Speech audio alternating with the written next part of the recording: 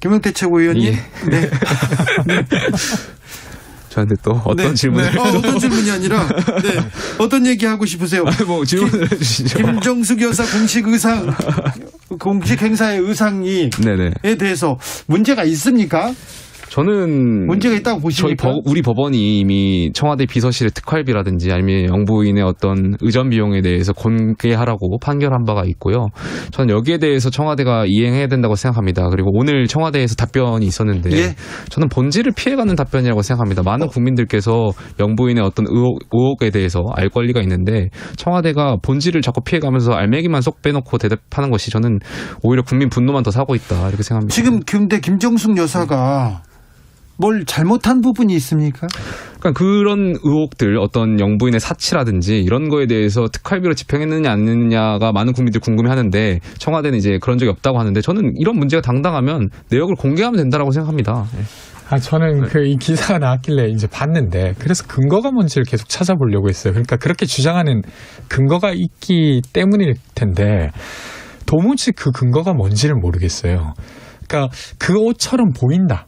뭐 되게 비싼 옷처럼 보인다 아니면 브로치가 아주 비싼 것처럼 보인다라고 하는데 그게 사실이 아니다라고 그 기사에도 같이 나와 있거든요. 2억짜리 브로치는 아니죠.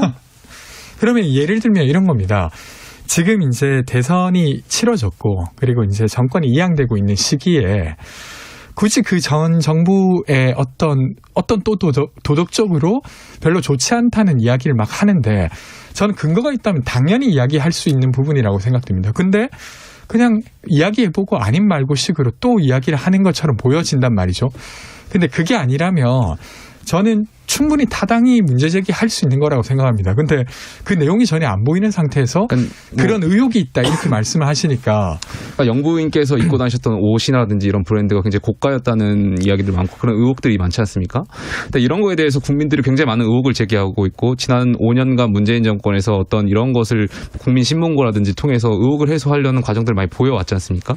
그런 측면에서 저는 청와대에서 더 떳떳하게 말씀해야 된다고 생각하고 있고요. 제가 관련해서 민주당의 내로남불 찾아왔던 게 2012년입니다. 이명박 대통령 당시에 아마 기억하실 겁니다. 손녀분이 고급 브랜드 옷을 입고 나왔습니다. 이걸 가지고 민주당이 굉장히 강한 비판을 했었는데 그 당시에 제가 이걸 찾아봤는데 2012년 그 대통령 손녀가 설 연휴에 고급 브랜드 옷을 입고 나온 것을 보고 당시 민주통합당 김유정 원내대변인이 이런 논평을 냈습니다. 연휴 시작 무렵 터진 이명박 대통령 손녀의 명품 패딩 논란은 그 값이 수백만 원이건 수십만 원이건 간에 서민들의 마음에 지울 수 없는 깊은 상처가 됐다. 잊어버릴만 하면 전통시장에 가서 어묵 하나 먹고 인사 한번 한다고 해서 1% 부자 정권의 본질이 달라지지 않음을 우리는 온몸으로 절감하고 있다. 왜 본인들이 민주당은 내로남불 정당이라고 평가받는지에 대해서 저는 아직도 민주당 반성 못하고 있다고 생각합니다. 전 두 가지가 조금 구분돼야 되는데 하나는 일단 그 패딩이 실제 그렇게 의혹을 제기했던 비싼 패딩이었는지 아닌지가 하나 있어야 될 것 같고요.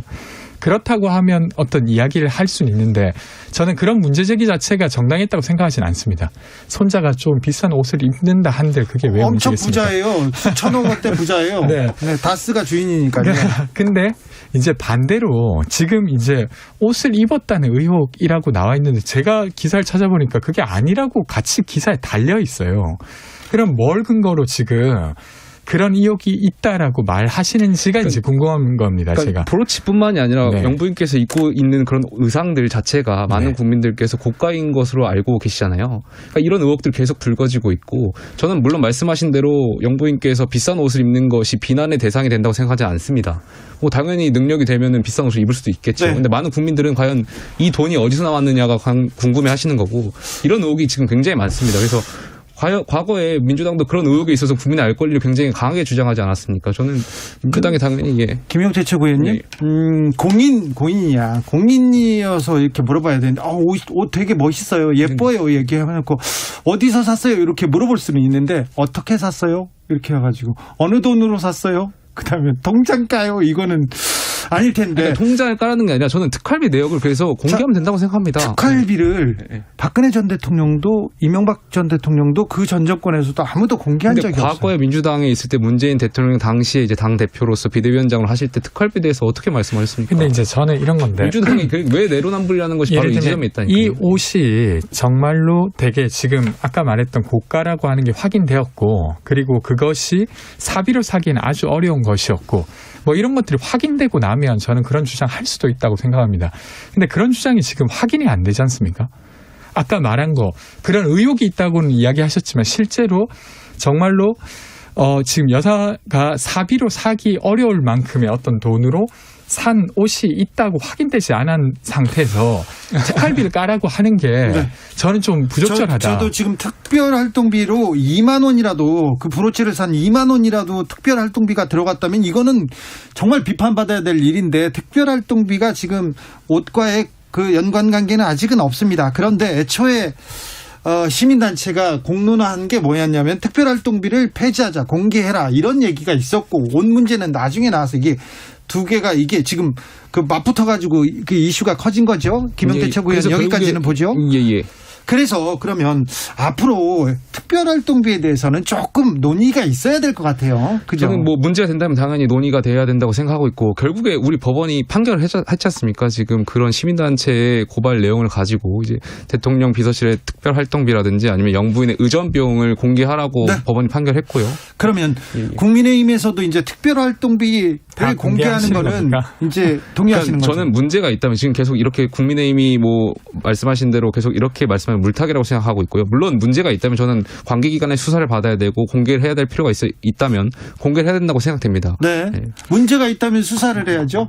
네. 그러니까 마찬가지라는 겁니다. 저도 지금 문제가 있다고 확인되는데 그것을 숨긴다고 하면 그게 특활비든 아니든 네. 문제가 된다고 생각하고 네. 근데 문제가 있다고 지금 확인되지 않는데 많은 국민들이 의혹을 제기하고 그러니까 있습니다. 의혹을 제기하는 것과 그것이 사실관계로 드러나는 건 한 단계가 더 필요한 건 그러니까 아시지 과거에 않습니까? 민주당이 과거에는 의혹만 있으면 굉장히 공격을 하고 했던 게 민주당 아니었습니까? 자, 아무튼 두 청년들이 특별활동비 공개하는데 조금 동의해서 동의하고 그리고 특별활동비 있지 않습니까?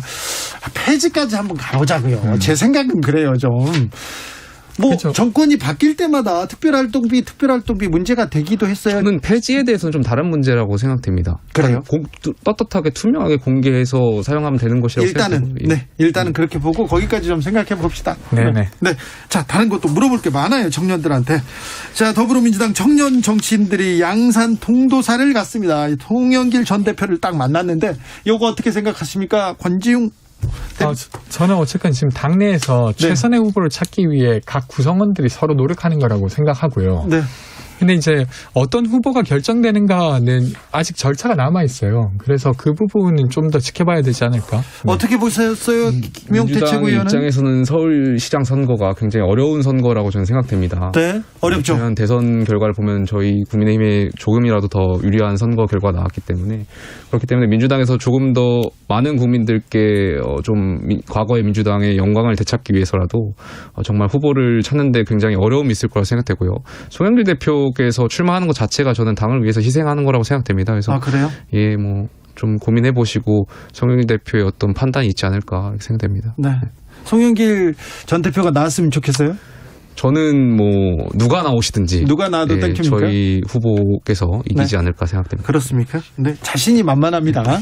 자, 이 문제 또 물어보고 싶었습니다. 박지원 민주당 공동 비대위원장이 학벌 얘기를 했어요. 스카이 출신 정치인들 그렇게 그동안 잘했냐 이렇게 얘기 나오는데 얘기 나왔습니다. 이 문제를 청년들은 어떻게 보고 계시는지요? 저는 일단은 사실 저희가 생활 세계에서도 어떤 학교를 나오면 참 능력이 출중하다고 100% 보장할 수 있으면 저는 그게 아주 중요한 지표가 돼도 된다고 생각합니다. 근데 저는 경험상 그렇지 않아요. 그래서 그게 연관관계가 있을 때도 있지만 없을 때도 많이 있어서 그것만으로 어떤 능력을 판단하는 게 일단 적절하지 않다고 생각하고요. 특히나 정치 영역으로 가져오게 되면 이건 시민들의 의사를 대변하고 조직하는 게 일인 것입니다.